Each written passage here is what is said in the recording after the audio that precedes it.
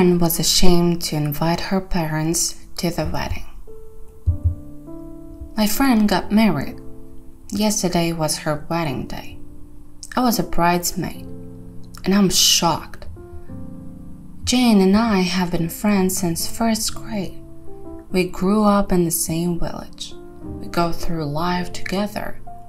After school, we go to university, future economists.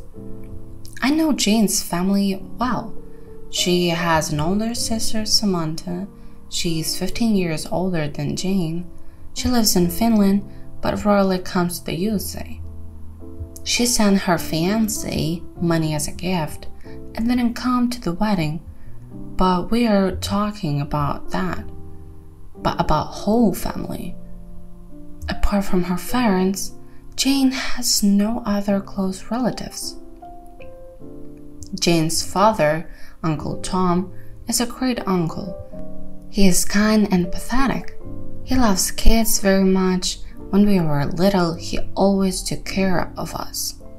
Our parents wouldn't let us go swimming in the pond along summer, and of course didn't go there themselves. Uncle Tom always helped us out.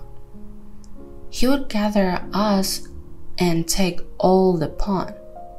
We'd go swimming, and he sits on the shore and makes sure we don't swim into the deep. Takes care of our safety. Then he gathers everybody up, lines us up, counts, and gives us comments. Forward march to home. All the kids from our street just adore him.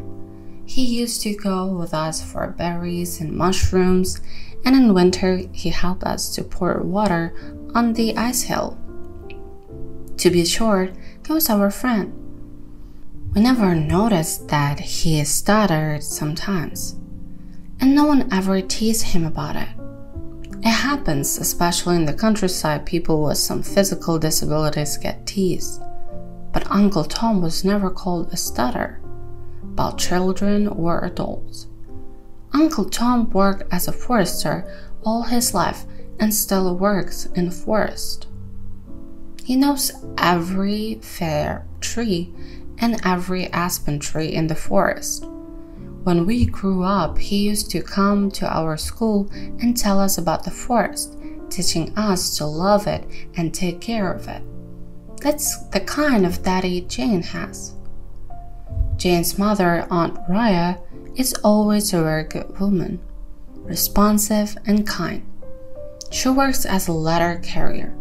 Every day she goes to the district center. She picks up the mail there and then delivers it to village. All the pensioners don't donate on her. She is a light in their eyes. She brings their pensions and pays their elderly bills. And before they say, when there was no cell phone service, everyone to her to call. They had a telephone in the house because Aunt Roya was a postal worker, and everyone went to call them if anything happened. No one was ever refused, no matter what time someone came in, even at midnight, even in the morning. Aunt Raya was always a wonderful woman. Some people just dream of parents like Jane's, and how they love Jane, that's a separate story. Jane is a late child. She was born. Her parents were the happiest in the world. They still love their daughter very much and are ready to do everything for her. They will deny themselves everything, but they will make her happy. They will buy and do anything she asks for.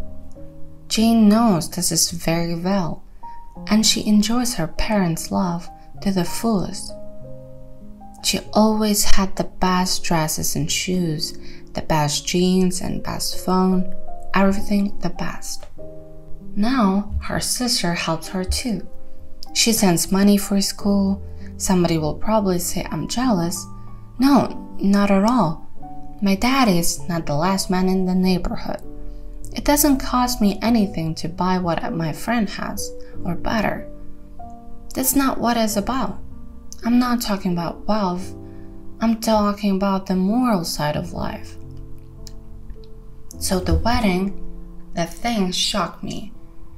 Jane married a fifth-generation intellectual, the grandson of our dean, a promising boy. Probably no one in his family wanted such a match for him. They were preparing other things for him. But the boy fell in love with Jane. He was dissuaded, but he wouldn't do it. Either Jane or I live home and don't know either of you. In short, he got it. Parents and grandfather, professor gave up. Yesterday there was a wedding, unless you count the young people it. There were professors and candidates of science from our university. We don't talk about them here, everything is clear. The problem is something else. Imagine Jane did not invite the only parents to the wedding.